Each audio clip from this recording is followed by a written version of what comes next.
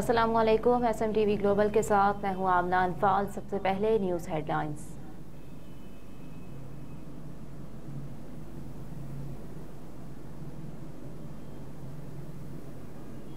इंतशार अंगेज गुफ्तगू, मरियम औरंगजेब के वारंट गिरफ्तारी मनसूख। इंसदादी दहशतगर्दी अदालत की जज उमर गुल खान ने मरियम औरंगजेब समेत दीगर के खिलाफ केस की समाअत की। मरियम औरंगजेब के अदालत में पेश होने के बाद वारंट गिरफ्तारी मनसूख हुए। अदालत ने शरीक मुल्जिमान से मुतालिक इस्लामाबाद हाई कोर्ट का तहरीरी फैसला पेश करने की हिदायत भी की, जिसके बाद समाअत 6 जनवरी तक मुलतवी कर दी गई।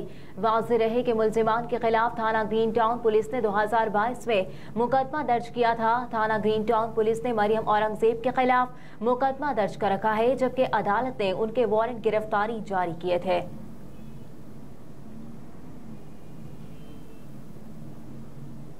साबिक वज़ीर आज़म शहबाज शरीफ ने कहा है कि मुस्लिम लीग नून कौम की तवक्कुआत पर हमेशा की तरह पूरा उतरेगी। तफसीलात के मुताबिक लाहौर में शहबाज शरीफ से साबिक अरकान असम्बली और पार्टी रहनुमाओं ने मुलाकातें की। पार्टी रहनुमा और साबिक रुकन कौमी असम्बली शहजादा इफ्तिखारुद्दीन ने एवनफील्ड रेफरेंस में नवाज शरीफ की बरियत पर मुबारकबाद दी। पार्टी रहनुमाओं ने अपने हलकों में इंतखाबी तैयारियों पर पार्टी सदर को आगाह किया।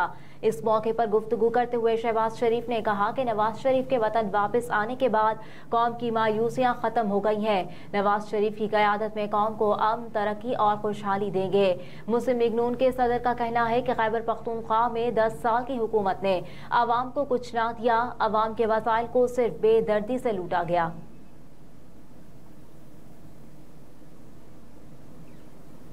बानिया चेयरमैन PTI इमरान खान ने तौहीन इलेक्शन कमीशन की कार्रवाई और जेल ट्रायल को लाहौर हाई कोर्ट में चैलेंज कर दिया। दरखास्त सलमान अकरम राजा और बैरिस्टर समीर खोसा की वसातत से दायर की गई। दरखास्त में वफाकी हुकूमत, इलेक्शन कमीशन और अडियाला जेल के सुप्रिंटेंडेंट को फरीक बनाया गया।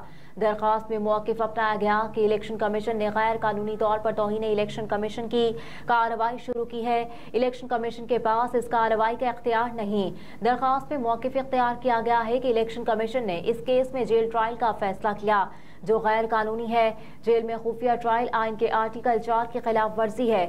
इलेक्शन कमीशन ने 13 दिसंबर की तारीख जेल में फर्द जुर्म की कार्रवाई के लिए मुकर्रर की है।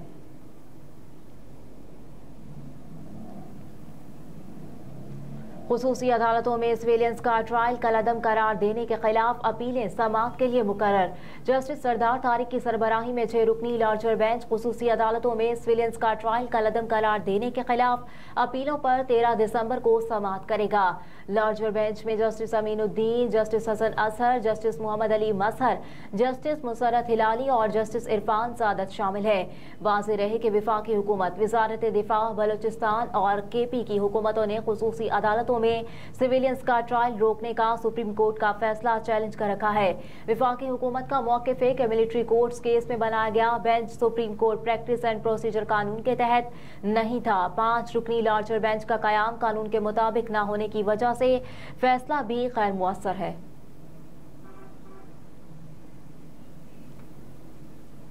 मरियम औरंगजेब की अदालत से वापसी पर PTI कारकुनों के नारे। जेल हुकाम तहरीक इंसाफ के कारकुनों को जेल से लेकर अदालत पहुंचे थे। कैदी वैन में मौजूद PTI के कारकुनों ने मरियम औरंगजेब और नून लीग के खिलाफ नारे लगाए।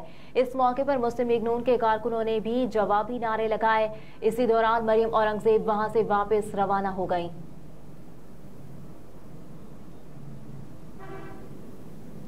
ANF का मनशियात स्मगलिंग के खिलाफ कार्रवाइयों का सिलसिला जारी। कार्रवाइयों के दौरान 34 किलो से जायद मनशियात बरामद। 6 खातून समेत 8 मुल्जिमान को गिरफ्तार कर लिया गया। तफसीलात के मुताबिक बादशाह खान इंटरनेशनल एयरपोर्ट पर मुसाफिर के ट्रॉली बैग से 1 किलो 600 ग्राम आइस बरामद कर ली गई। दोहा के लिए रवाना PK 285 मुल्जिम परवाज नंबर बादशाह खान इंटरनेशनल एयरपोर्ट पर दूसरी कार्रवाई में मुसाफिर के पेट से 95 अदद आइस भरे कैप्सूल्स बरामद।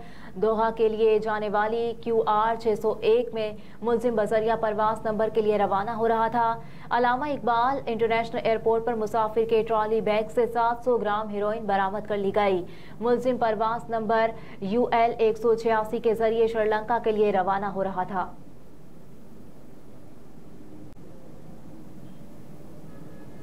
कनाडा ने तलबा के लिए इमिग्रेशन पॉलिसी के कवानीन में तब्दीली कर दी। कनाडा ने बैरून मुल्क से तालीम हासिल करने के लिए आने वाले तलबा के लिए अपनी इमिग्रेशन पॉलिसी में नए कवानीन का ऐलान किया, जो कि 1 जनवरी 2024 से नाफिजुल अमल होंगे। कनाडा के वजीर बराए इमिग्रेशन मार्क मिलर ने कहा है कि वो कनाडा में हुसूल इल्म के लिए आने वाले अफराद को मुनासिब माहौल फराहम करने के लिए पुरअज़्म है। पाकिस्तान और इंडिया समेत दुनिया भर से लाखों अफराद हर बरस कनाडा काम और तालीम हासिल करने के लिए जाते हैं। ताहम माहिरीन का कहना है कि नए कवानीन से कनाडा जाना मजीद मुश्किल और महंगा हो जाएगा। कनाडा ने JIC के तहत जमा कराए जाने वाले रकम में इजाफा भी कर दिया गया है।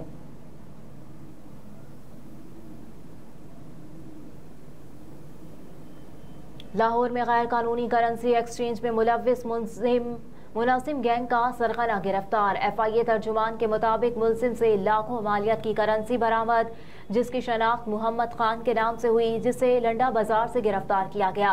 गिरफ्तार मुलजिम से 13,80,000 रुपए समेत गैर कानूनी एक्सचेंज से मुतालिक रिकॉर्ड भी बरामद कर लिया गया। मुलजिम बरामदा करेंसी से मुतालिक मुतमईन ना कर सका। मुकदमा दर्ज करके तफ्तीश का आगाज कर दिया गया।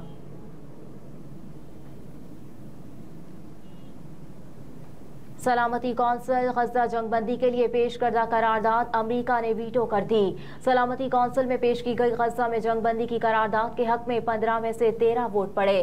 बरतानिया वोटिंग के अमल से बाहर रहा। अमरीका की जानिब से करारदाद वीटो करने पर मुत्तहदा अरब अमारात ने मायूसी का इज़हार किया। अक़वाम मुत्तहिदा में नायब अमरीकी सफ़ीर रॉबर्ट वेड का कहना था कि करारदाद का ड्राफ्ट गैर मुतवाज़िर होने के अलावा हकीकत से हम आहंग नहीं है। इस करारदाद से मामले का कोई ठोस हल नहीं निकल सकता।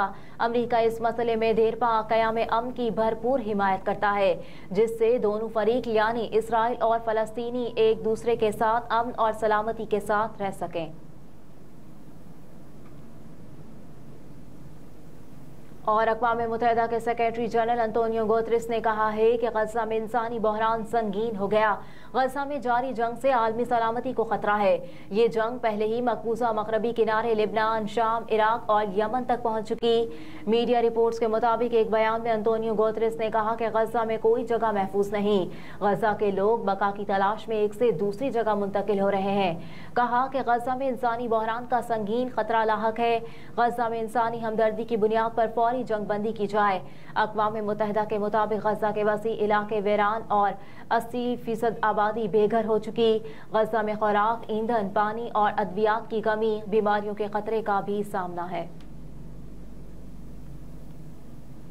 हेडलाइंस आप जान चुके। न्यूज़ स्टूडियो से फिल वक्त इतना ही। आप देखते रहिए SMTV ग्लोबल।